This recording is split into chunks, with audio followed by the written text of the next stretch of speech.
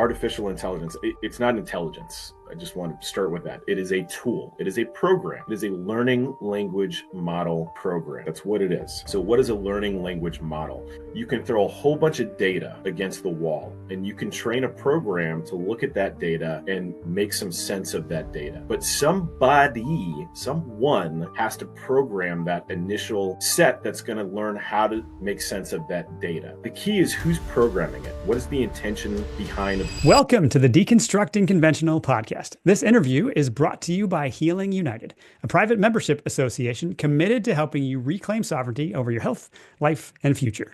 You could say our tagline is question everything and rebuild intentionally. In the audio format of the show, there's additional commentary before each episode, and there are also over a dozen audio-only episodes. You can find the show anywhere you listen to podcasts, including the Healing United PMA app. Look for it in the App Store. And if you want to learn more about the work we do, and especially how we help people heal when the doctors have no answers, visit us online at healingunited.today. Now, on with the show. All right. Hello, everyone. Welcome to today's episode. My guest is Sean Patrick Tario. He is a husband, father, author, speaker, and he is an unashamed follower of Jesus. He left a lucrative career in big tech, in the data center world, and in lobbying, and he became one of the managing partners at Mark 37, which is a company dedicated to freedom-loving tech and reclaiming digital privacy. So, Sean, welcome to the show. Thanks for coming on. Thank you for having me. Looking forward to the conversation. Yeah. Okay, so give us your background. So you've made some big changes. You've made some serious sacrifices to stand on principle and kind of do the hard and really uncomfortable things to use your skills to focus on, I guess, what I describe as pulling people out of the matrix. So tell us that story. Yeah. So the where to begin? How much time do we have? So the gist of it is that I became an entrepreneur at a very young age and got that bug. Whether it was mowing lawns and shoveling driveways, living in Chicago as a kid, or starting a company when I was a sophomore in college with a handful of buddies when we were in Silicon Valley and everyone else was doing it. It was 1998, 99. And we said, if these idiots can do it, why can't we? I just caught that bug and caught that itch. So throughout my life, I've either been investing in seed stage startups. I've been involved with them directly myself. I've been a mentor for different entrepreneurs as they've grown their businesses. So I've had that bug in my life, for better or worse. Sometimes I ask myself why I continue to do these things and build and create these things, because the cash flow doesn't always follow through as it would if I just stayed in the matrix and I just worked for big tech and worked for big infrastructure companies as I was. I'd be a multimillionaire by now and probably semi-retired. But nope. The Lord said, Sean, I need you in the battle. I need you on the front lines, and I need you to help educate and train people on exactly how the surveillance economy and the surveillance state is affecting their lives on a day-to-day basis, on a second-by-second basis. Because he blessed me with this knowledge and with these experiences that I've had throughout my life, working for software companies, working in Silicon Valley, learning at age 14 when my dad sat me down and forced me to watch the seven VHS tape series of The Creature from Jekyll Island, where it was literally the video version of the book. Yeah. And I learned very early on who runs everything, who controls everything, how monetary systems work, what is value, what is currency. So I really started at a very young age following the money. Learning to ask questions, not trusting really the authority, learning that the Federal Reserve is neither federal nor a reserve, being called a conspiracy theorist at age 15 when I was debating like econ professors in high school. So I've been in this weird path of my life, again, traveled the country, traveled the world, training people about the data center industry and about the hosting industry and privacy and security and networks, wrote a book on the industry. So I've been blessed with all these experiences in the infrastructure space. I understand who the players are, how the technology works, how it all fits together. And when I started to really realize that all of this infrastructure that controls the brave new digital world that we live in is really owned and operated by people who are diametrically opposed to our belief systems. That's when the alarms went off in my head. And I was, on my knees in prayer, literally watching what happened on January 6th, because I called it. I said, this is going to be a false flag operation. They're going to create some major circus event. My wife wanted to go to DC. We were living in Raleigh at the time. I literally had to like forcefully restrain her and hide the keys so that she wouldn't go up there. To you, if my wife was there, she would have been in the Capitol. She'd been walking around taking pictures. She probably would be in jail right now. So I'm on my knees because I'm like, Lord, I knew this was going to happen. I feel powerless to assist and help. I've been screaming at my friends who have conservative websites or Christian focused websites or even two-way websites that they're going to be deplatformed, that they're going to be demonetized. I saw this happening in Silicon Valley because you follow the money. You look at who is ownership and control of the business, and then you learn what the ethos is of the people who have that control and ownership. And it's fairly easy to understand how they're going to act and operate in the marketplace. And when you realize that it's the same globalist money, it's the same anti-Christian money, it's the same actors and players that are pulling the strings throughout all of this that we've seen come down over the last couple of years, who have the ability to literally flip the switch and turn your website off and say, for whatever reason, you're violating our terms of service, and you disappear. That happened to Parler. If you remember, Parler was a social media website for, conservatives. They got turned off, 24-hour notice from Amazon Web Services because they were facilitating and abetting, what happened on the, the insurrection on the Capitol. 24-hour notice, and they were removed online. That's when the red flags went off and everyone went crazy. But I'm on my knees and I'm praying and I'm like, Lord, you have to put me on the front lines of this war. I'm so sick and tired of watching the people who are supposed to be the generals in this fight for whether it's election integrity or it's fighting all the BS going on in schools, you name it, all the different battles that we're fighting right now. The generals seemingly are oblivious to how technology works. And it's not until, we have a saying and a joke in the infrastructure world, which there's only a couple thousand of us, but it's like a company's only going to prepare and invest in disaster recovery services after the next disaster, right? People don't want to be aware of it. They don't want to invest in it. They don't want the insurance. They don't want to do anything or even acknowledge that it exists until after that disaster occurs. Then it becomes a priority. Then they're like, oh, they blame the IT, CTO, CIO. Why didn't you prepare for this? And he's like, I wanted this in the budget and you said no. You said it was not a priority. So that same stuff happens day in and day out right now. These infrastructure companies control all of our data. They control the narratives that we read and see and that have been fed to us, not just for the last couple of years, but for 15, 20, 30 years, right? Since the advent of IT and technology, this has been happening. So I've been warning people, saying this is going to happen. And the Lord said, parallel infrastructure, Sean, you need to leverage your experiences, your domain expertise to start building parallel infrastructure. So what does that really mean? That means we can have all these fancy and cool applications that maybe cater to our community. But if those applications sit on servers in data centers that are owned and controlled by people who literally want to try to kill us right now, then they mean nothing because they can turn you off in a heartbeat. So that's where I focus my life in around 2019, 2020, 2019, 2018, trying to get people awake and aware. And then the lights went off in 2020, 2021 for most people, saying, oh my gosh, this is a reality. What do I do? So I've been on that mission for a long time. And currently my focus is on trying to educate and train people on the devices that they carry around with them all day, every day. So your phones, your laptops, what are the operating systems that they're running? Why does that matter? What are the applications that you're using? Why does that matter? What are you using for communications? Why does that matter? And we can go down those rabbit holes. But that's kind of a long story short. But I'm a father. I've got 3 kids. My oldest is 18. My youngest is 11. Currently live in upstate South Carolina. Lived in Silicon Valley. Lived in Raleigh, North Carolina. Lived in Chicago, and now live in upstate South Carolina.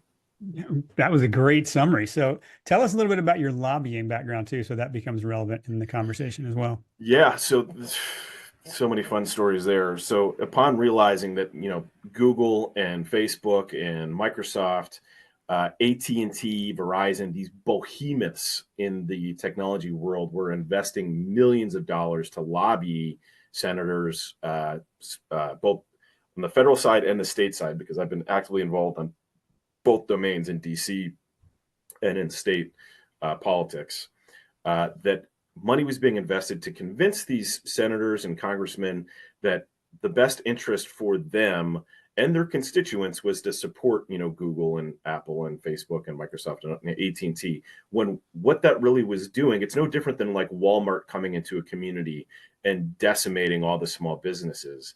When you're Mhm. supporting these big tech enterprises, you start to decimate all the smaller ISPs, the internet service providers, and the smaller hosting companies, niche hosting providers, because you further consolidate that whole industry.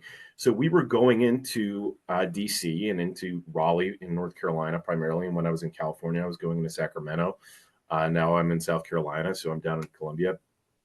But trying to educate people on how the internet works. Mm. Because once you really start to understand how infrastructure in the internet works, you can start to make better decisions. I believe that most Congress people and politicians and even their staffers who make the majority of the decisions and write the majority of the policy papers are clueless as to how the internet works. So we would go into meetings with, staffers really, and we'd go into the meeting. I'll give you a perfect example. This happened when we were in DC multiple times. We're going into a meeting, scheduled meeting, me and a handful of other people, CEOs of internet service providers, smaller hosting companies, regional hosting companies.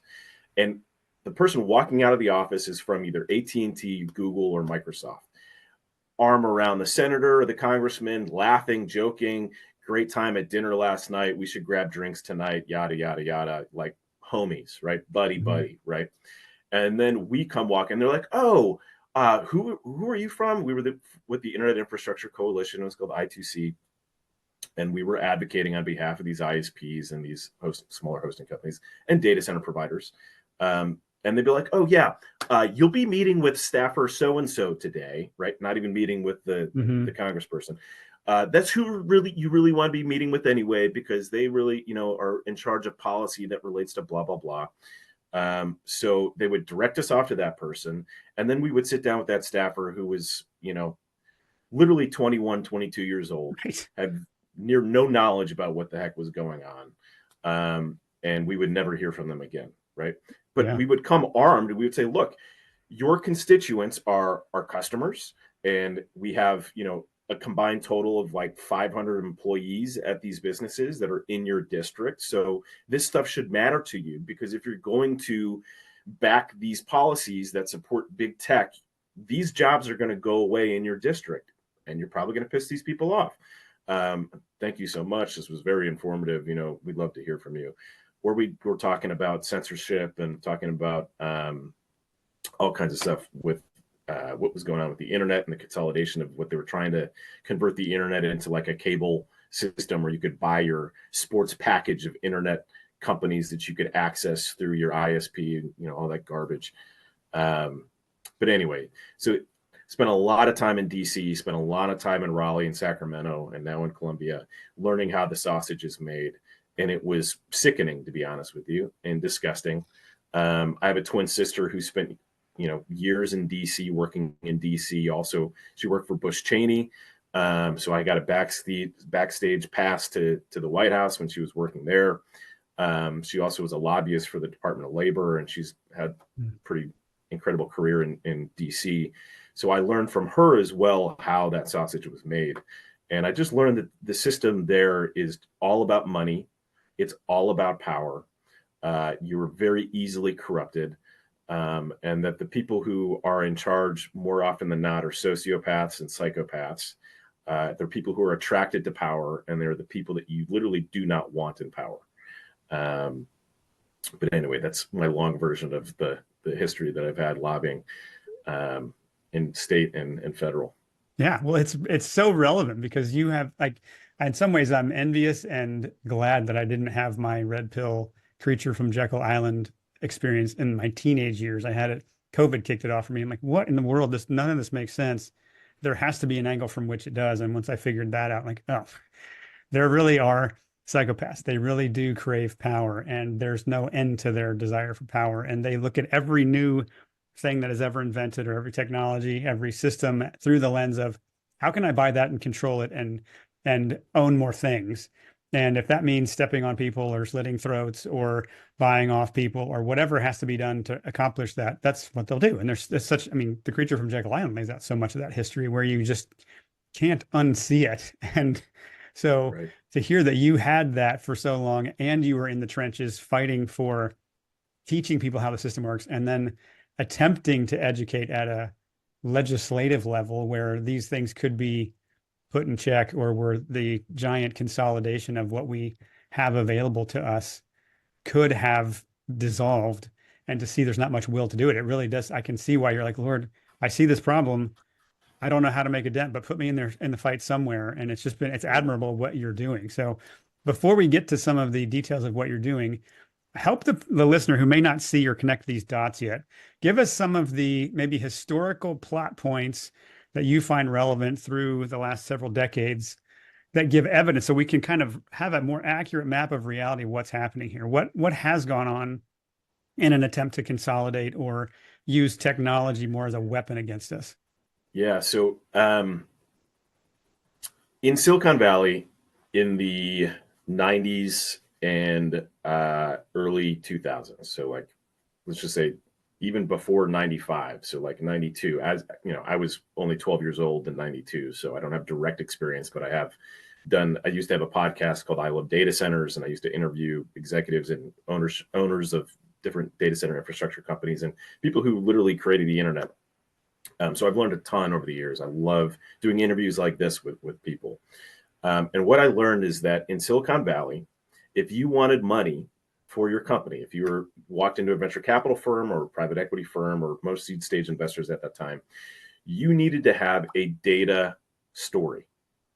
And most inventors and entrepreneurs would walk in and be like, I thought the interview went well, but they said, come back after I can learn how I can monetize the data that I'd be collecting on my customers that I would be bringing into my business. And it was all because people realized and knew that data was the new oil, right? So you can mine that data, you can use and you can sell over and over and over again, right? So once you have more and more data points about someone, you can create a profile for that person. You could put them into a demographic chunk, and then you can sell that over and over again. So that's how most companies can provide free apps, free services, when in fact they're really making money because they're harvesting your data and then they're selling that data. This has been going on for a very long time. And as you can imagine, not only is that great from a marketing perspective, because this was how it's been sold for so many years. Well, if we have more relevant information about you, we can target you and give you more specific, relevant ads that you're going to actually want, that you're going to need. You won't even have to think about it. This stuff will just show up at the front door and you know that you'll want it, right? So people are like, oh, that sounds good. That sounds great. But in return, you're giving up your liberty. You're giving up your privacy. You're giving up your freedoms because you're allowing them to harvest and access all of this data. Now, take that advanced to what we know now, right? And what we know about DARPA and the projects that DARPA was working on and helped fund, like Google. Okay, so for Facebook. people who don't know what DARPA is, define that first. Right. So DARPA is the Defense Advanced Research Projects, basically division of our DoD. So they invest a stupid, ungodly amount of money that's a lot of the times off the books on projects that are supposed to be like leveraging technology that we're not even going to find out about for another 15, 20 years. So these agencies that spend, again, hundreds of billions, if not trillions of dollars, have been investing in technologies that will allow them to predict the future at the end of the day. So if I'm a government agency or a military, I want to know what's going to happen in the future so I can create scenarios as to how this stuff is going to play out over time, right? So as you can imagine, those organizations, government-funded organizations, have invested a lot of money in universities to run tests and projects and to keep feelers out for certain things going on. And not surprisingly, they have a lot of influence in Silicon Valley because they want to know what the new tech that's coming out and how they might be able to leverage that and pull that into what they're doing. So Stanford University had big funding, big grant funding coming from DARPA, which they used to put into Google, and a handful of other projects that have blown up into what they are today. So when you look at what Google is and was, you look at the statements from Sergio and Brin early on, they knew what they were creating. They knew very clearly what they were creating, that they were creating this massive engine of data consolidation, and that eventually it was going to be so influenced by the money to dictate the results that would be shown. So it's not just, oh, you pay some dollars, and if someone searches a keyword, it's that top thing that shows up. I could literally go to Google today and say, I'm going to give you a certain amount of millions of dollars, and I want it such that certain things don't show up when you search for them, or only certain types of content shows up when you search for them. This has been going on literally since the advent of Google. This is not a new thing. And it just so happened that my graduating class from university in 2002 in Silicon Valley at Santa Clara University, I think we had close to 200 people from my graduating class go to work at Google. Like an insane amount of people went to go work at Google. Many of my good friends. So I heard about all these stories. In fact, one of the guys I knew who was a fraternity brother of mine was head of like the adult entertainment side of Google. And this is where I learned that not many people know this, but how much of Google's revenue for the first decade came from, adult themed searches on their engine. It was over 70% of the revenue for Google came from, XXX or like teen porn, like crazy stuff where you're like, this company's logo or motto is I will do no evil. And yet they're the largest purveyor and search engine for pornography that exists, right? Wow. And I could go down so many rabbit holes on that, but the people who really learned how to scale and grow networks and scale and grow server infrastructure literally came out of the porn companies, because that was the vast majority of the traffic for the first 15, 20 years of the internet's existence. So big companies like Amazon Web Services, which is a big hosting provider. Most people, when I say Amazon, I have to define my terms. I'm not speaking about Amazon, the e-commerce store. I'm talking about Amazon Web Services, which is a multi-billion-dollar hosting service provider, cloud services provider.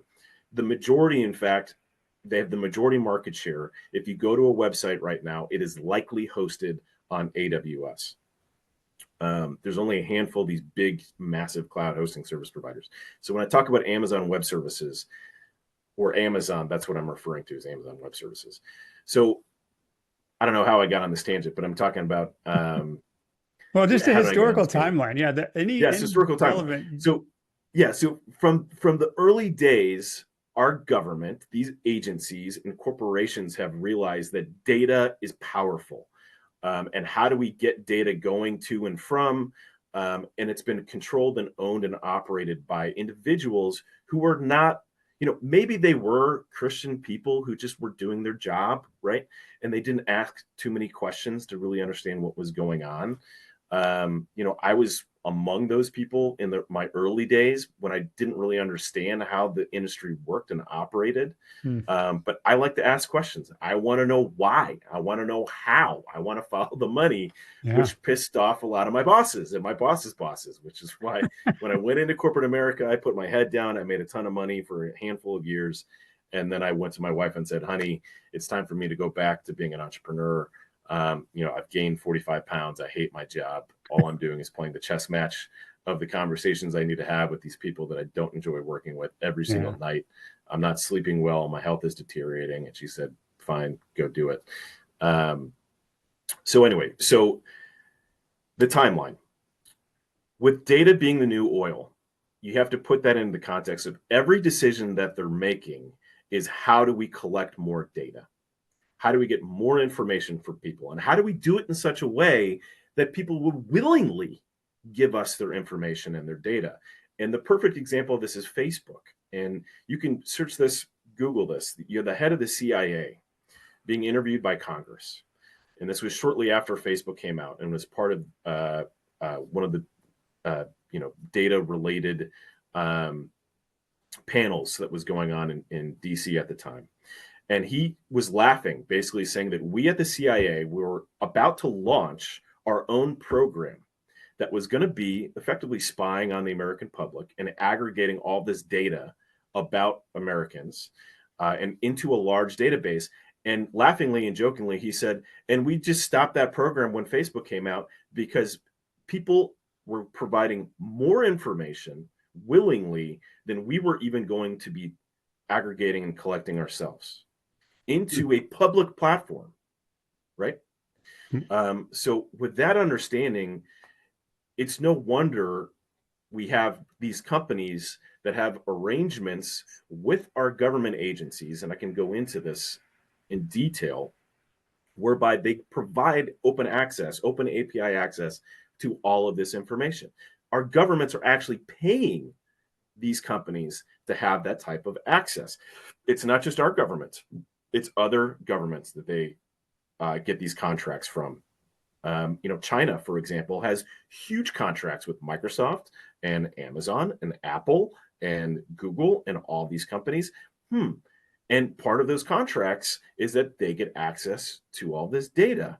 Mm-hmm. So if I'm a global corporation, of course I'm going to give access to whoever, because my job is to make as much money and profit as possible, and for my shareholders, right, to increase shareholder value. So this has been going on for a very long time. They have spent literally trillions of dollars hiring some of the smartest people on the planet to figure out how do we make these things so addictive that they never put them down, right? Phones in particular, for the listener he's talking about. Right. These phones, your mobile phones. There's no need for us to microchip people these days, because you're carrying around the most advanced microchip possible in your pocket or on your person all day, every day. So why am I even going to need that, right? And force people to embed that in their body if you're carrying this thing around. You're carrying around one of the most advanced computers available ever in your pocket all day, every day. So when you look at the money that's gone into this, you look at the intelligence of the people involved, and you start to interview them. And there's tons of documentaries that have come out where you have the head developers and head engineers that have worked at Instagram, that have worked at Google, that have worked at Facebook. Look at these companies. And you ask them, hey, do you give your kids smartphones or tablets? They say, hell no. There's no way I'm going to let my kids near these things. Well, why? Because they're designed to enslave them, to dumb them down, to keep them focused on things that are not going to be healthy for them and educate them and grow them as humans. They're designed to dumb you down. So we've been sold, though, that these are the coolest new things, and you need the new thing, the new iPhone 18 or whatever the hell it is now, that just came out, versus the one a year ago, because it's got the new chip and the new camera. I don't know. For me, the dumbing down of our population, and I think it's a curse that's been put upon us, this convenience mindset. We want everything new. We want everything simple. I don't want to have to think about it. I don't want to have to learn how it works. I just want it, right? I want it now. I want it delivered to my door. I just want to click some buttons. It's really been a detriment to our species and to America. And so that's been a core tenet, though, is if you can keep that population in a low frequency state of being, not asking hard questions, not really understanding how things operate and work, then they're more susceptible to influence, to being influenced. And that's been going on for a very long time, again, by very smart people who have invested a stupid amount of money into this. So part of me says, like, I get super aggravated with people who are just like, oh, well, why can't this be so simple and so like click, click, click, easy, like, like iPhone and Apple products. Once it's there, then I'll make the transition and the switch. But then I have to understand, like, I understand why people are that way. because they've been brainwashed for so long and they've been living in this mindset.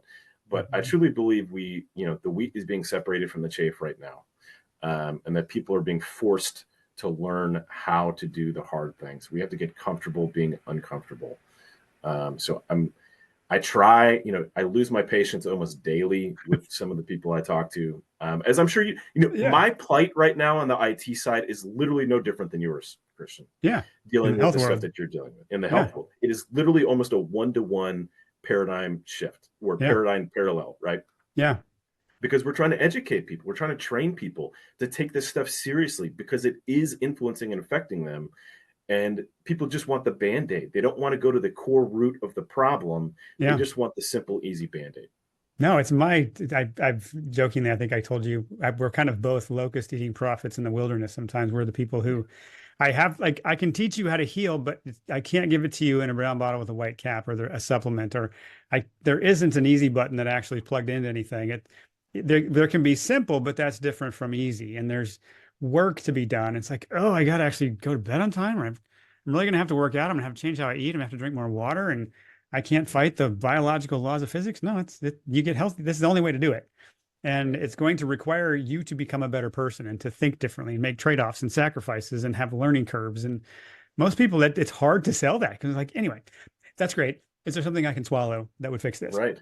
Well, I think I use this analogy because I have to force people to understand. They're like, well, how do I still safely use my iPhone and use my Facebook app? And how do I still safely, share all of my information on these different applications?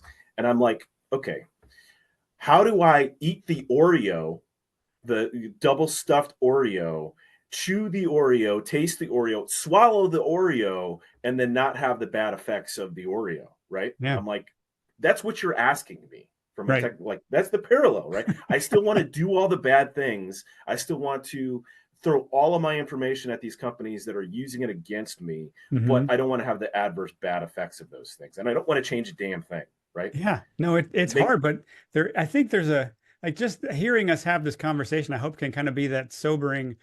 I really do have to face this. And one thing that was helpful for me is recognizing, to your point, we are now participating through these devices in the most advanced mind control software and systems that have ever been developed that know us better than we do, that know our habits and their ability to influence us.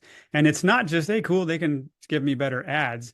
What's really happening is it's theft. They're stealing not just our data, but they're stealing our life force. They're stealing our attention, and thus they're stealing our mental, emotional, physical, and spiritual energy. And there's less of it left over to go to other things because we have this itch of this.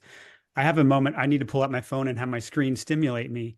And once you see the trance and you recognize that there's this Pavlovian response we have to our devices, it kind of can start to glitch a little bit. Like maybe I don't make that choice. And what would it look like to not? And how would I use my time? And how do I communicate? There's so many trails that we have to go down, but it's first being willing to sit in the uncomfortable and face that, or recognize that at some point I'm going to have to get off this free cocaine and right. do something different in order to live a life more in line with what I value and not just be a commodity on somebody else's balance sheet.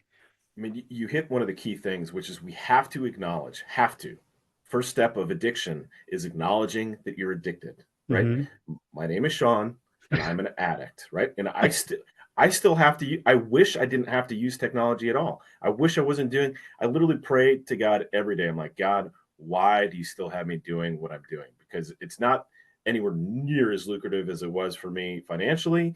And it's driving me crazy dealing with customers every day who just want the easy button always, and just don't understand that they have to do the hard things.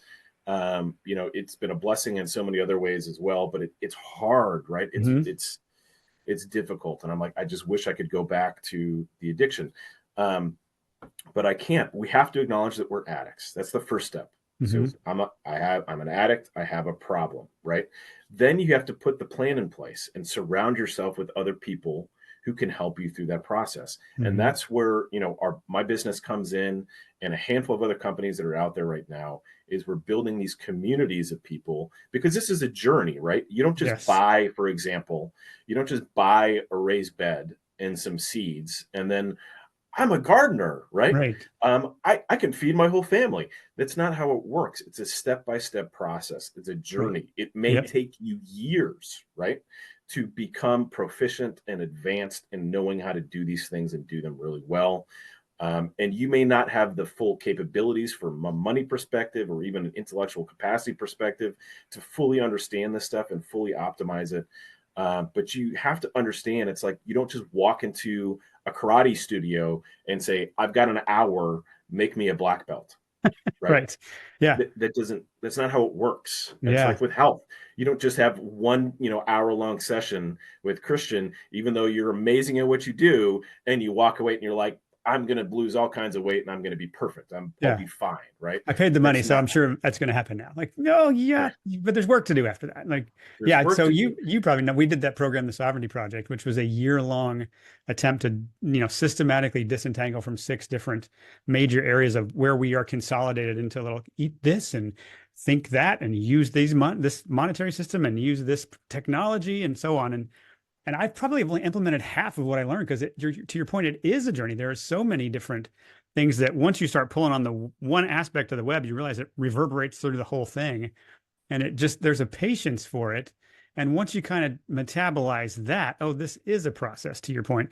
And I don't have to eat the whole elephant in one bite. Let me take one step up this staircase. And then the next step will illuminate itself. Or the problem I didn't know I was going to run into becomes obvious. And you kind of give yourself permission to not know everything, or permission to be inconvenienced, permission to quote unquote fail at something as you work at it. But there's a piece I think both of us have that comes over us when we can rest our head on the pillow at night and say, at least I'm trying. I'm doing my part. I'm willing to lean into hard things. I don't expect it to be fast. But yes, the entrepreneur roller coaster is a butt kicker, but I wouldn't have it any other way. It's liberating to be able to say, you know what, I'm doing less business with criminals. I am less controlled by their tech. I am less under their surveillance. And I was on a coaching call with the coaching program I'm in yesterday. And one of my peers said he just had his Stripe account closed and lost 3 months of revenue, no recourse, nothing he can do about it. And it's like, come after us if you can. And he said, you guys have been warned. Like, this stuff's coming and they're going to keep doing this because so far we let them get away with it and we don't have alternatives. And at some point we have to own that and say, better a year early than a day late. Yeah, and this is literally the bane of my existence where I know, I mean, this happens almost daily and weekly where you hear stories of companies that are being deplatformed, demonetized, whatever. And this is like, I just live in this constant state of I told you so. Yeah. And it drives me insane. It's no different than like once you read the ingredients in the food that you're eating, you understand what those chemicals are and preservatives are, you can't unknow that, Right. right? You can't just eat that Dorito again and not know what you just put into your body. You Mm-hmm. can't take that blue pill and just be like, well, I'm aware of it. I don't care. It doesn't matter anymore. I'm just going to, hedonistically enjoy my life anyway, right? Yeah. Or you have to say, okay, I can't do this anymore. I need to find an alternative. I need to find something else that can accomplish this without killing me. Mm-hmm. So for those companies who are still using services that are going to deplatform them at some point once they hit a certain scale and aren't prepping and don't have a redundancy in place or a backup in place, I try to have as much empathy as I can with these folks.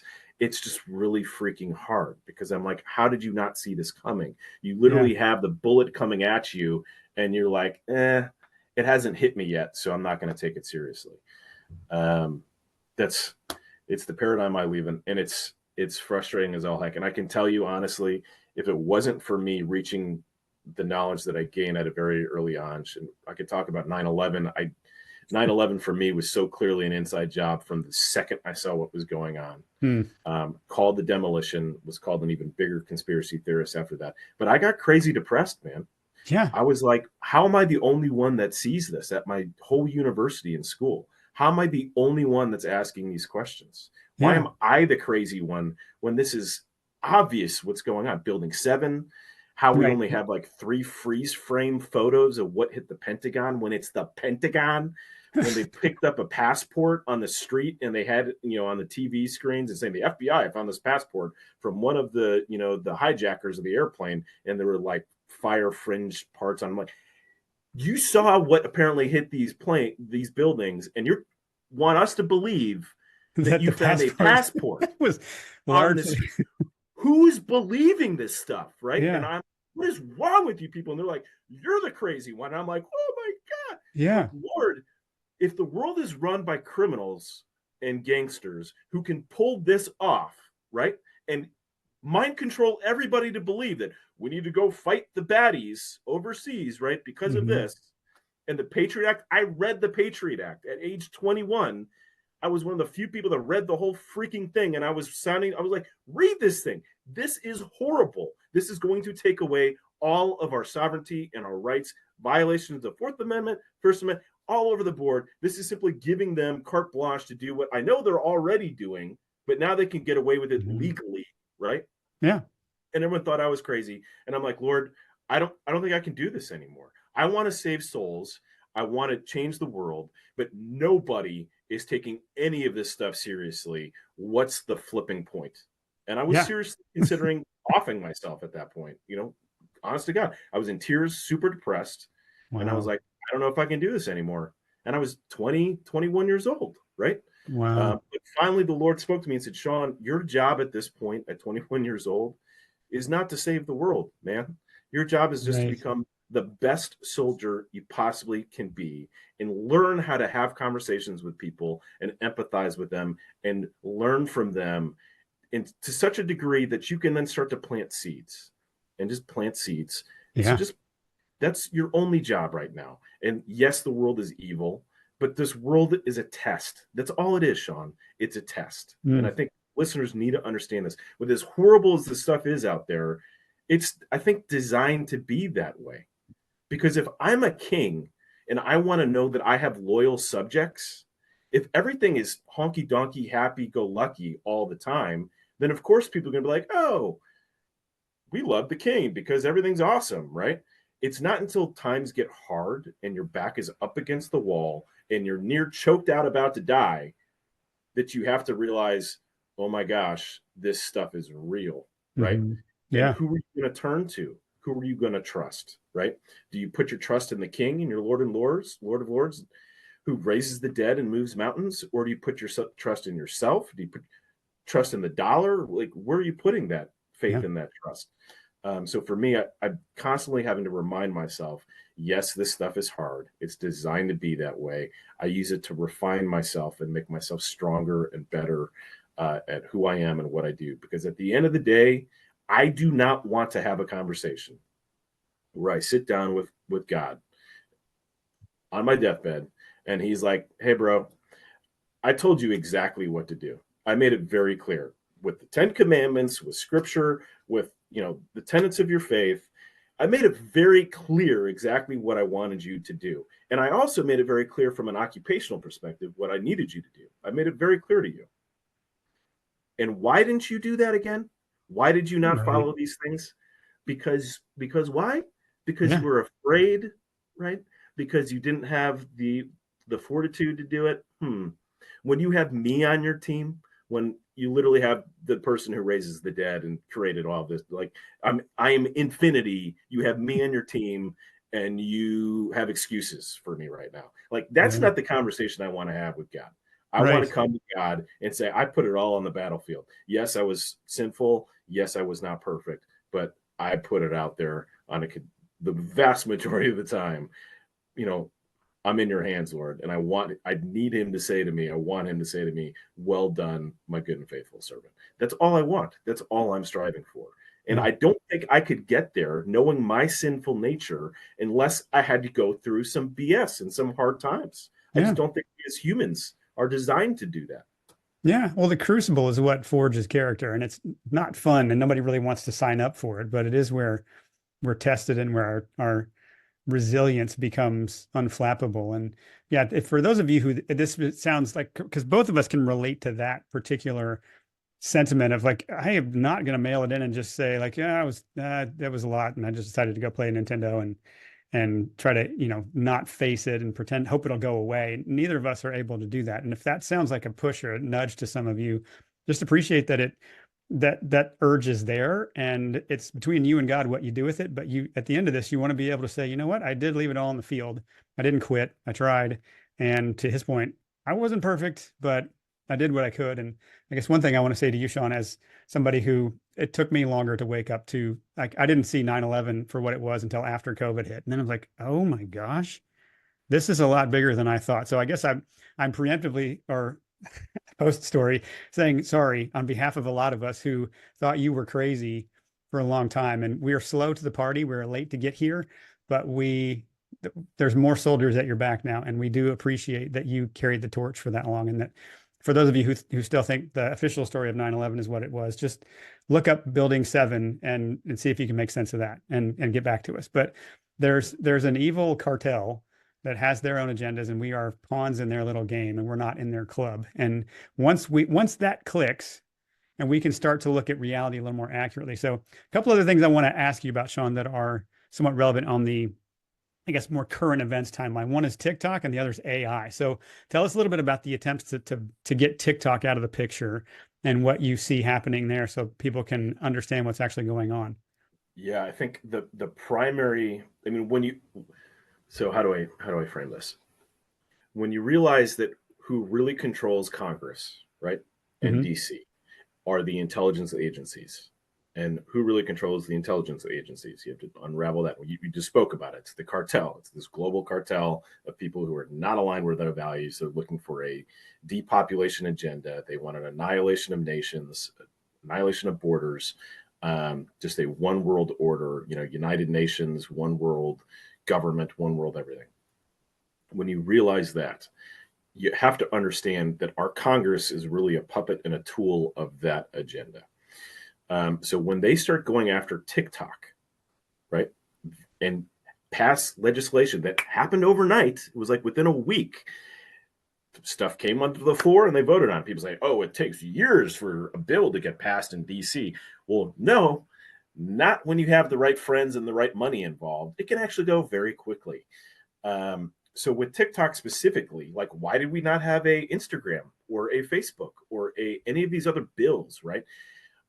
It's because who controls the data of TikTok? Why do they want to basically make TikTok a entity that's monitored and controlled by the United States for national security reasons, right? Well, it's because the United States information cartel didn't have direct access and control over the data and over the narrative and over the information that was being shared through TikTok.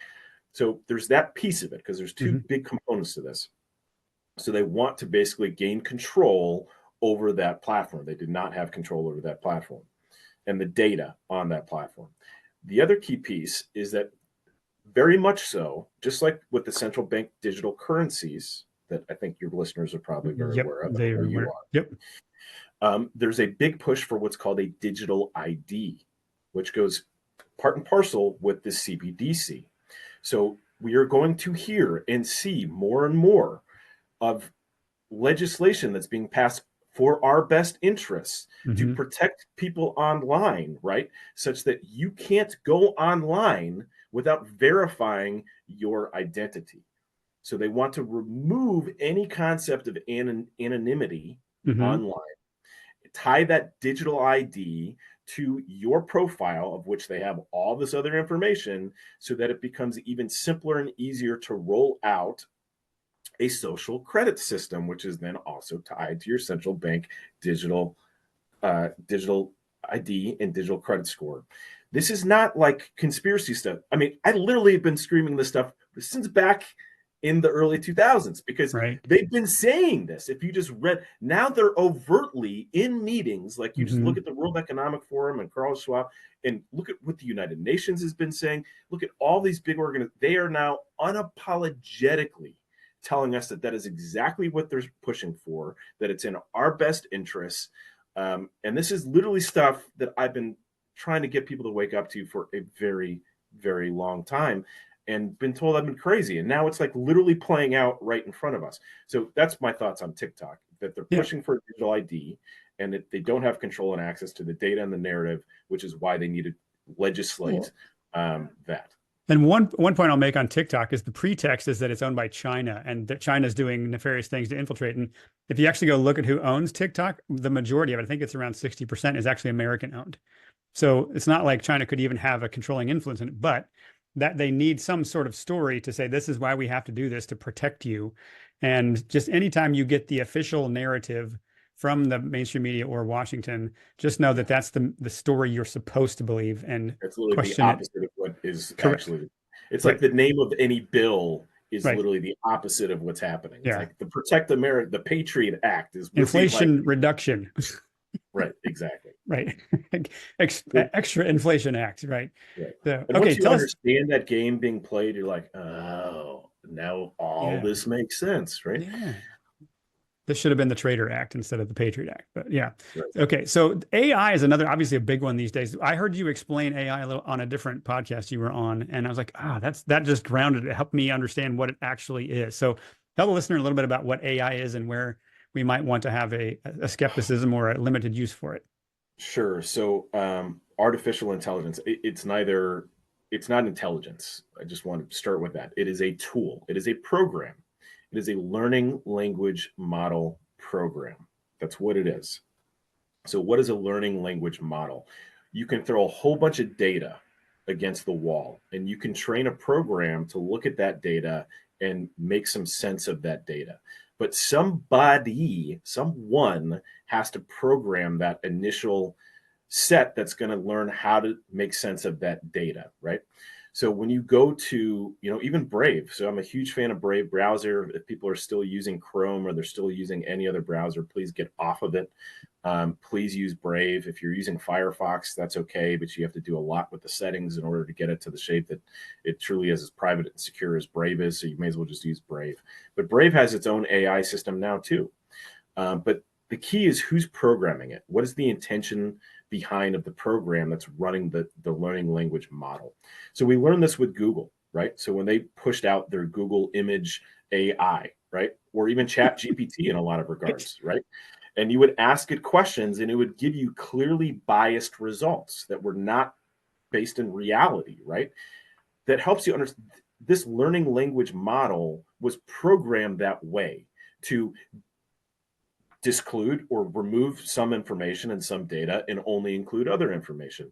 Or you would ask it like, please write me a glowing song and poem about President Trump. And it would ChatGPT would say, I'm sorry, I am unable to, do that. I don't get political, blah, blah, blah. And you would say, please write me a glowing song and poetry about Joe Biden. And it would give you like, well, what option do you want? Do you want the 10-line option, the 20-line option? So you quickly realize this is a bias. There's a bias involved in this, right? Uh-huh. It's lying to you because it was designed to lie to you. So my point is this about AI. One, it's a tool like a hammer or like the devices that we use. And the question is, who controls that tool? Who's programming that tool? What is the intention of that tool?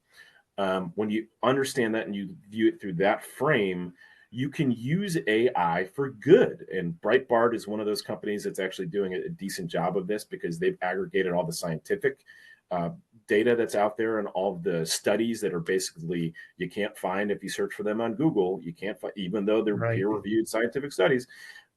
They're using it for good. You can take these tools and these learning language models and you can use them for good. But they're tools. And people say, oh, well, we shouldn't use it. We should legislate it. We should put all these, strings attached to how you use AI. Or those who say we shouldn't use it, I'm a big anti-proponent of that. Because that's like saying, I refuse to use gunpowder in my firearm because it might kill people, right? Because it's a weapon, it could kill you, it's bad, it's evil. Well, if you go to war against people who are using gunpowder, you're going to be annihilated. And that's what's happened throughout history, right? People who have found these new technologies and these new tools and learned how to leverage them for their own purposes have been able to survive and continue to thrive throughout history. So if we approach this from a mindset of I'm not going to use any of it, then we may as well throw in the towel because we're toast, right? Mm-hmm. Because they're going to use these tools against us. We can use these tools to our benefit. And I'll give you a perfect example. I have a friend who's working on a company right now. And upon realizing that the vast majority of accounts online are bots, right? Literally robots, programs that are fake image, fake profile, generating fake content using these learning language models to try to convince people to that there's more followers on certain accounts, or that a certain narrative has more push behind it, or to even inject just crazy stuff into certain conversations so that people write it off and don't take it seriously. This psychological warfare that's going on and the psyop warfare that's going on has been insane over the last 10, 15 years. And I could go down that rabbit hole of data centers I've been to even 15 years ago that were full of these types of devices, each one with its own profile on one of the social networks. Wow. Whether it was, what was the first one that came out before Facebook? Oh, yeah. That was like mostly musicians and whatnot. But anyway, even back then, they were doing this. They had fake profiles, fake accounts. So you can make artists look way bigger than they actually were. And people are like, oh, they already have 1 million followers. They must be famous, right? So that tech has been around for a long time. So with that understanding, we can use that tech to our benefit. And what that means is this. If I'm pro-life and I want to push a pro-life message online, but I don't want to be online all the time, I can take my account and I can say, I'm going to give my account access to this organization.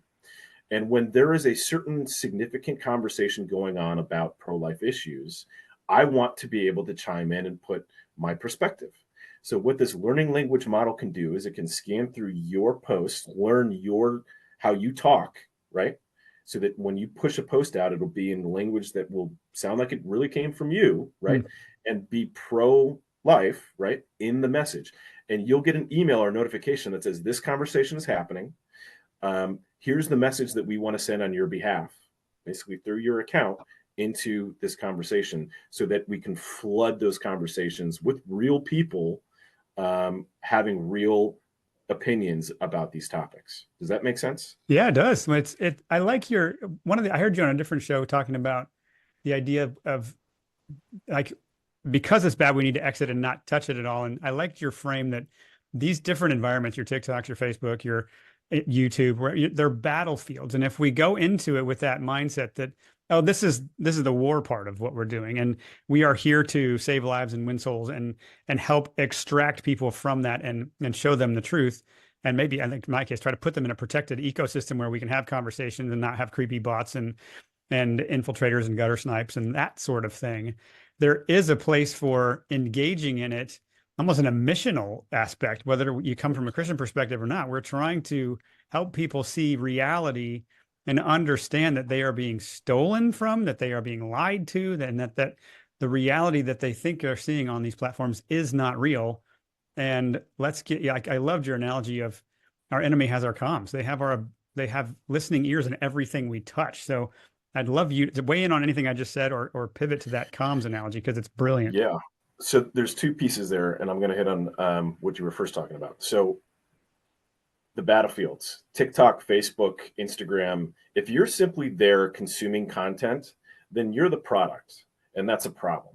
You need to stop doing it. You need to stop using that platform for that purpose. People say, oh, well, how am I going to keep up with my grandkids, or how am I going to blah, blah, blah.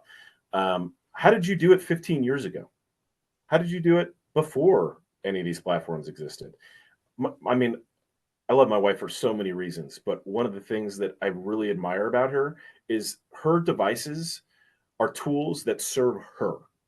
People get pissed at her all the time. I called you. I tried calling you. You didn't pick up. Why didn't you call me back?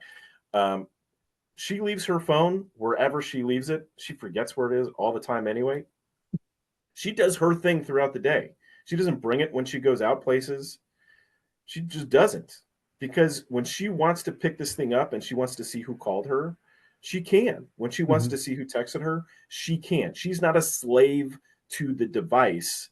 She uses it when she wants to, which is exactly what we did 15, 20 years ago when we had phones and answering machines that were tied to the wall, right? Yeah. That's how it existed. You wanted to talk to somebody, you called them, or you went and just stop by their house. You didn't know if they were home or not. You had no idea, right? You would just stop by, maybe leave a note, write a letter, right? All these things that we would used to do. So this convenience mindset, and people think we're so much more productive as a species because we have all this technology going on. I would venture to say that we're not. In fact, Yeah. we're less productive because we're wasting so much freaking time doing Yep. mindless BS, scrolling on mindless crap. So going back to what I was saying, if you're in these platforms, you need to be preaching the word. You need to be trying to save souls. That's me coming from my Christian perspective. You need to be trying to wake people up to what's going on in the world, not engaging in debates with people on these platforms, because like I said before, the majority of the time people have to understand who you're debating with is probably not even a real person. Mm-hmm. These technology companies learned that if they can trigger you, and they know how to trigger you because they have all this data and all this information about you, and through the learning language models, they know exactly what keywords they can type and say that will trigger you to stay on the platform longer, being pissed off, trying to have a conversation and an argument with someone, which no one has ever changed their opinion about probably anything ever in the history of social media through those types of online debates, right? So you have to understand your mission in there is to try to bring people out of those environments, get them away from those environments. And if it's not that, if you're using it as a consumer, then you're the product, and that is a problem. You need to raise your hand. I'm an addict. This is a problem. Well, how am I going to see the pictures of my grandkids? It's the only medium through which my daughter will blah, blah, blah. Well, if your daughter truly cares about you and she wants you to see these pictures, she'll text them to you, or she'll use a different messaging app that she can send those to, or you can maybe go visit them, or you can find another way to do it. You don't have to use that medium. And maybe by you making that switch and you raise that question in your daughter's mind, which is, wow, mom's really taking this seriously. She's crazy, right? She's probably crazy. But the more you start talking to them about it and you engage them on the conversation, they may eventually wake up to, wow, mom was actually right. I should probably stop putting all these photos of my kids up on these platforms, right? Yeah. So that's one piece. Yeah. Well, it's just you can't serve two masters is essentially what you're saying. We're going to be a slave to that and give it our attention, and we're going to say, no, I defy you to take and steal my attention, and I want to put it on things that matter, and I have to be the one that takes initiative and thought to figure out how to do that without their quote unquote service. So right, and it's hard. It It's is. hard. It's gonna take a change in your lifestyle habits, right? It's not gonna be easy. It's not easy as just going to the fast food place and grabbing a quick burger. You're gonna have to maybe grow some of your own food and learn how to do that. And it's not easy, right? Right. You're gonna get pushback. People are gonna call you crazy. But honest to God, Christian, when I talk to people, it's no longer, oh, hey, how's your day going? Right? Jokingly but seriously, with my friends who are on the front lines now, we say, how's your persecution going? Because I can relate to that. Yes. If you're not being persecuted right now in some way, shape, or form, I'm sorry to say, you're probably not doing something right. Yeah. In the times that we're in right now, you're probably not doing something right. If your life is just totally perfect and everybody's super happy and loves everything that you're talking about and doing, right? Yeah. I look to the lives of the saints, and I look to the Gospels, and I look at history and the prophets. None of them were treated extremely well. In fact, many were martyred and killed and massacred, right? So I'm not hoping for that. If that happens, then I know I've done my job extremely well. Then I know God's going to be like, hey, bro, nice job, right? Yeah. I don't desire that. But if that happens, I know that I've been, so be it. It is what it is. I'm in the fight, right? Yeah. So that's a key thing. But let's go back to one of the other key points here. If I gave you a firearm, Christian, to go fight in the battle, and I told you that there was a GPS tracking device on it, there was a camera, and there was a microphone on it, you'd be like, oh, sweet, that's cool. And if I said, but by the way, all of that data is being fed to the enemy that you're about to go fight, would you use that firearm in that battle? No. No, of course not. Right? No one in the right mind would do that. And yet that is exactly what we are doing right now. When you realize that these phones and these laptops that we use all day, every day, they're weapons. They are designed to be psychological warfare weapons. And yet they are controlled and owned by the Google, the Apple, the Microsoft, the Amazon. I could go on and on. These companies that literally are the enemy. So the other key point here is in warfare, comms are absolutely critical. Right. If the enemy has access to your comms, you're done for, right? But the other key thing is this. If I have access and control over the enemy's comms, do I let them know that? Or No. do I keep that secret? Yeah. I keep it secret, right? Yeah. Why would I let the enemy know that? I would let them to continue to use their comms. And that's the paradigm that we live in. This is war, and our enemy is treating it as war. And they are winning and have been winning this war on many levels because they have full reign access to our comms, to all of our data. So when you start to realize that if I control the operating system of your device, I control the device. Yeah. That means I don't care if you're using a private messenger app. You could be using Proton Mail. You could be using Signal. You could be using Telegram, all these encrypted messaging apps. But if I control your device, I see what you see. I hear what you hear. So it renders that encryption pointless and useless, right? So, but most people don't have any understanding other than every single event I go to, and I've traveled this whole country and I've trained thousands of people at this point on this very topic. How many, and I asked the room, how many of you have had a conversation about something and then you've seen an advertisement for that thing within 24, 48 hours? Literally 100% of the people raise their hand, with the few exceptions of the people that have already made the switch off of these Apple and Google and Microsoft devices.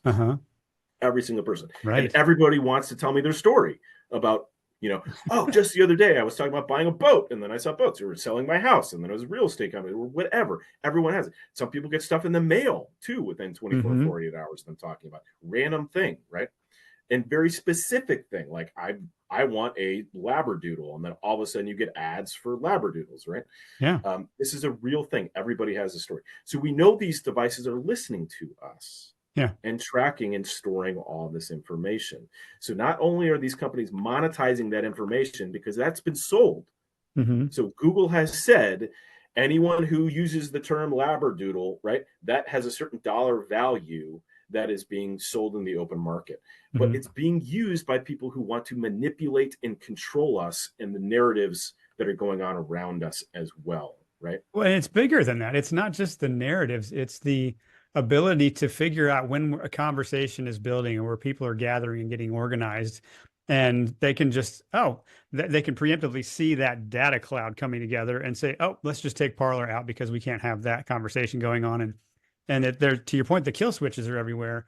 So it's not just the labradoodle, it's the human energy getting organized, and building anything grassroots is still at risk if we do not understand that this is how that system was designed to work, to preemptively find us when we're trying to push back.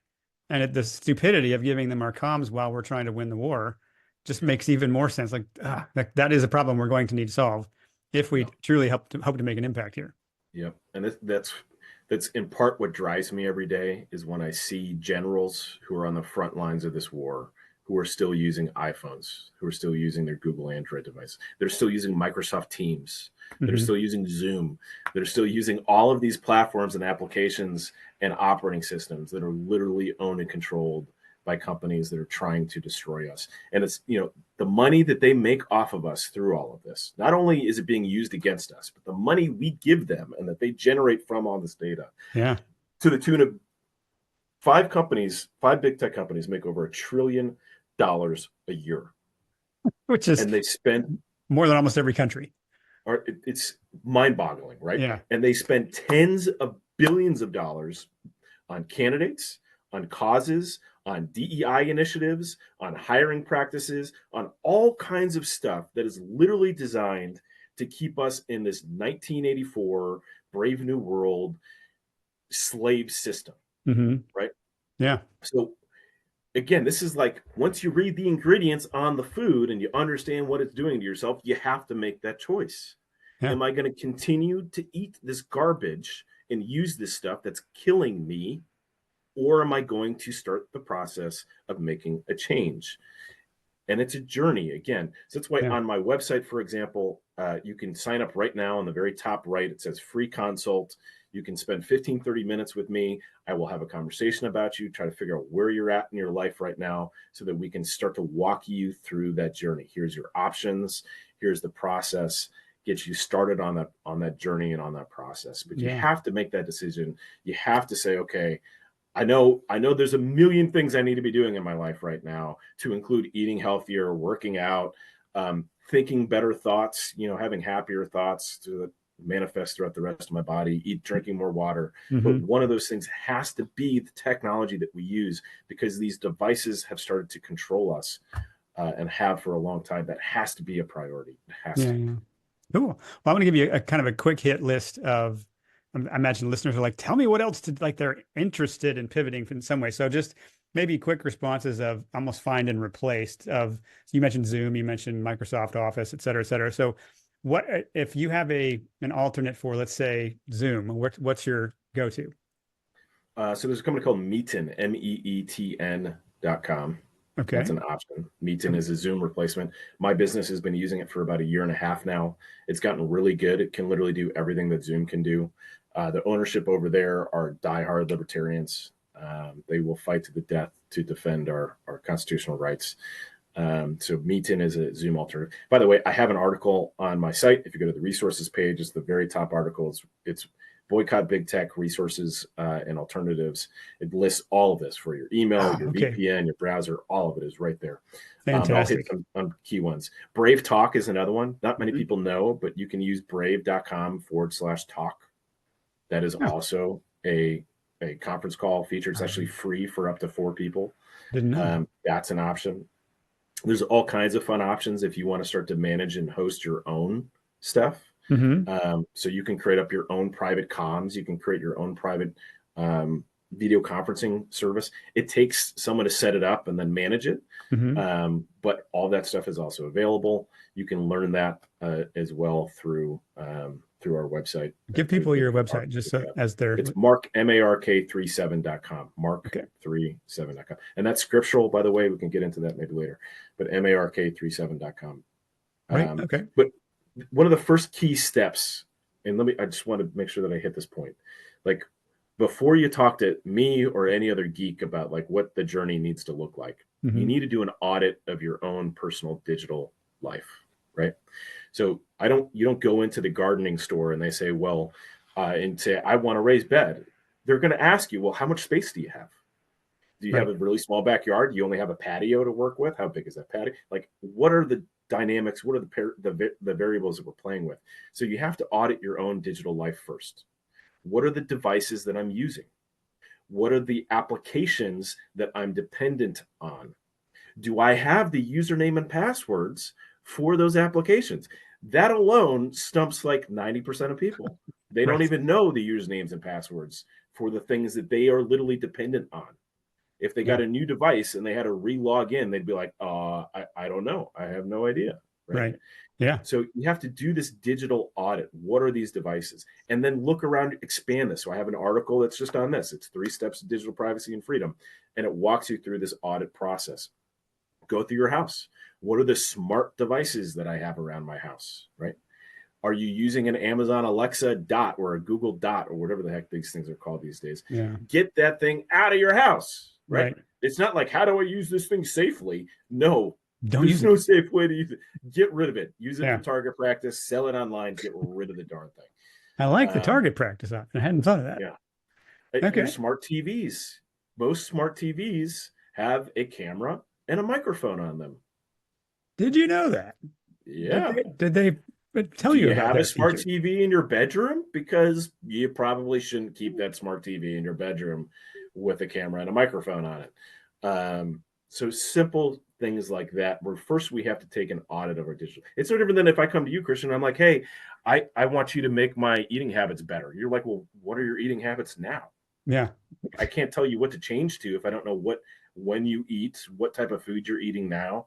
You can't really help me unless I tell you what's going on in my life and what I'm working with. So that's the hard part. And I know you know this in your world. People just want that silver bullet. They're like, well, just tell me the thing I need to buy that'll make me safe and secure. And I'm like, no, it's not that simple. And anyone who's trying to sell you that silver bullet, like just take this pill or just Great. drink this thing. Yeah. I promise you they're lying to you. I promise you they are Yeah. lying to you. It is not that simple. It is not that easy. Right. Well, and that's what's been fun about our dialogue. I've been attempting to do my own digital disentangle, and I'm having trouble in particular places finding the off ramp. Like, how do I continue to run a digital business without this? And the friction or being time poor from time to time makes it hard to do that. And so, for the listener, what we decided before we did this, we're going to do a second episode, and Sean's with the open-ended amount of time here before we can get to that, but he's going to help me find the solutions I haven't been able to find yet. And we'll kind of come back and report as almost a debrief of here's what it was like walking through that. Here's where I got stuck. And hopefully for some of you guys, speed you up in that process. And I may not be able to help big businesses but with my story, but individuals or small business, there's so many options. And this is not, I've watched his tech as I've used it. I'm like, geez, I didn't know these things existed. And I'm eager and excited to do the work to move into private ecosystems and then bring my friends with me so we can have off the record conversations and not have labradoodle ads show up unprompted constantly. So stay tuned for that. But Sean, give us a little encouragement or just I like to think of myself as a systems level thinker, and I hope to have a generational outlook with what we're doing. So you and I may not in our lifetime fix and solve all this, but we can start to frame the problem and hand some of this off to our kids or other people that can do the work. So what is it that you think is going to take to impact this current system? How do we start to make a dent in it to where we really are creating too much sand in the gears and maybe even hit this tipping point where they say jump and we say no, and they say eat bugs and we say no, and they say use our money and we're like no thanks. And like, what is it going to take for us to get to a place where we can start to have autonomy and sovereignty over our own ambitions and not be under this thumb of somebody who wants to control us and milk us for everything we're worth? Yeah, I mean, it's a process, it's a journey. You have to surround yourself with a community, whether it's online or it's in person. Find a community of people who can Yeah. help you through this, no matter whether it's your health or it's your IT or whatever it is.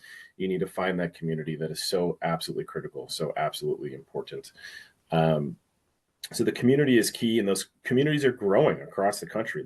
That's what I have found in my travels. I've been going all over this country. I've been in probably 15 states in the last year and a half alone, doing these types of trainings. There are amazing communities that cover all kinds of different ground that have sparked up over the last couple of years. So you can find a community. You just have to do a little bit about a research. And I'm sure if you need help finding one, you can reach out to me. Go to support, SUPPORT at mark37.com. Tell me where you're at. I'll try to point you at some communities that will be good and helpful. But community is key. The technology is advancing. As more and more people are using these tools, they get better and better. And more people who work for these big tech companies who are on the same page and on the same mission can kind of justify, in their head, well, I may not be making, the same amount of money if I migrate over to this new company, but I can still make, I can cover my bases and at least be working for a company that's not trying to kill people. So the more users there are, the more people, the more job opportunities are available for those folks to start to migrate and start to create and build this parallel economy. But we have to understand that it is a parallel economy. I truly believe that it's not like one system is going to burn to the ground and become ash while another just rises. There's going to be two paradigm realities that exist at the same time. And we're seeing it right now. We saw it all through COVID. I was living in Raleigh at the time, for example. My family would walk down the street in Raleigh. We'd have people screaming at us and yelling at us because we weren't wearing masks and we were killing people and yada, yada. And yet we would get in the car and say, this is BS, and drive 20 minutes south to a town called Fuquay. And the bars were open, the restaurants were open, near nobody was wearing masks. It was like a different paradigm reality. And you wanted to take the people in Raleigh and bring them down here and say, look, this exists. Right. People aren't dying in the streets. Yep. In fact, there's fewer people going to the hospital and the ER than there are in your system per capita. And yet those two paradigms existed at the same time, happened throughout the entire country. The vast majority of tier 2, tier 3 cities, in fact, in middle America and even up and down the coast existed that way. Their businesses were open. Some took some precautions, but they didn't shut everything down. Yeah. but they kept quiet about it because they didn't want the Department of Health, and Human Services, or different health services coming into their communities. That same thing's happening with IT. Yeah. There's always going to be people who are, your Apple cultists that are going to continue to use Apple products, continue to use Google, continue to use all these products, despite the fact that they know what's happening. They're saying, I don't care.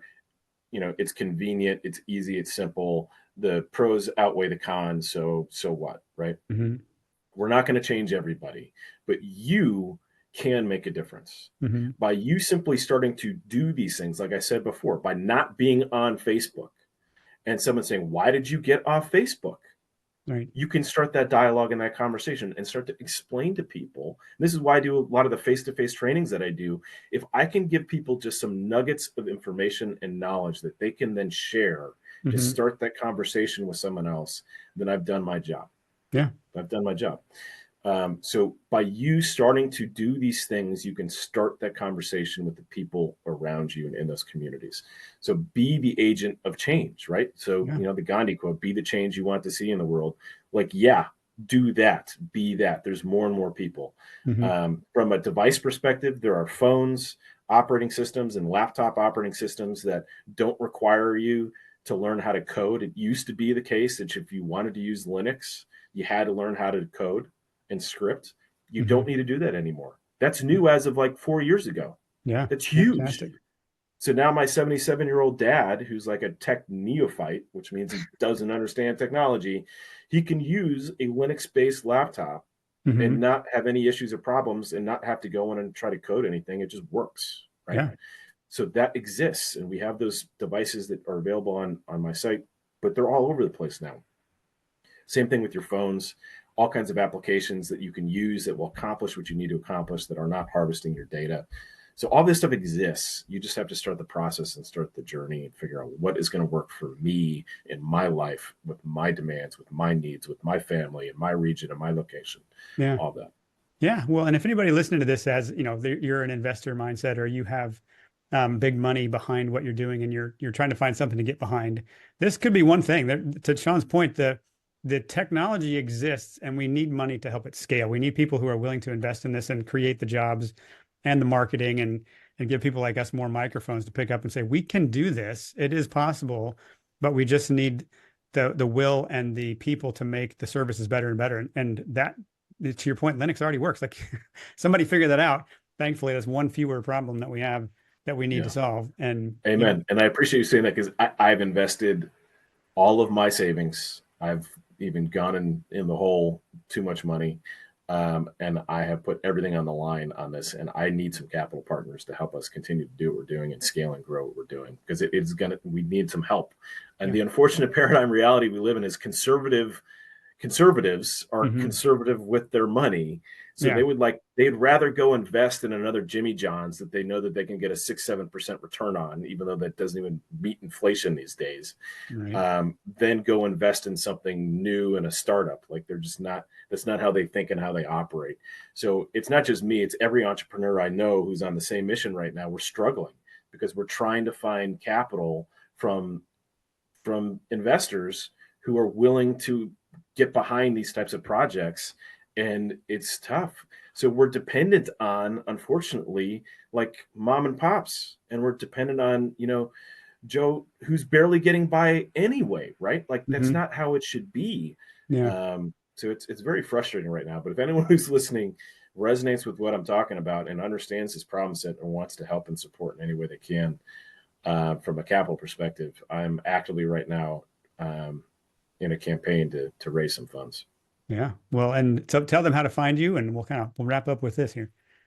Yeah, so support at mark37.com, or Sean, SEAN, Sean at mark37.com is how you can find me. But Christian, I'm looking forward to working with you. I truly believe that people can't really imagine themselves doing or becoming that which they haven't experienced or heard or Mm-hmm. read about in some way, shape, or form. So us going through this process together and walking you through your journey as a small Mm-hmm. business owner and a father and a husband, Yeah. I think is going to be huge. So people can be like, oh, that's how you do that. So if Christian could do it, I can do it too. Right. This is possible with somebody that busy and entangled in so many different tech platforms. Yeah, I'm committed to doing it, and I just need somebody like yourself who can show me the way, and be patient with my slow to figure this thing out questions. And I know that you're the guy for the job. So thank you so much, Sean, for your time today, for your wisdom, for just telling it like you see it and being unafraid to speak truth. And it is an honor to know you and to have you here on the show.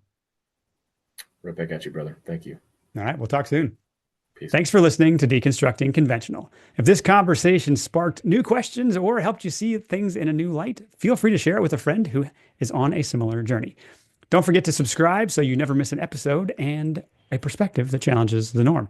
Check us out on our website at healingunited.today and find us on social media at Healing United, or you can check out the Healing United PMA app. It's a great way to stay connected. Remember, question everything and rebuild intentionally.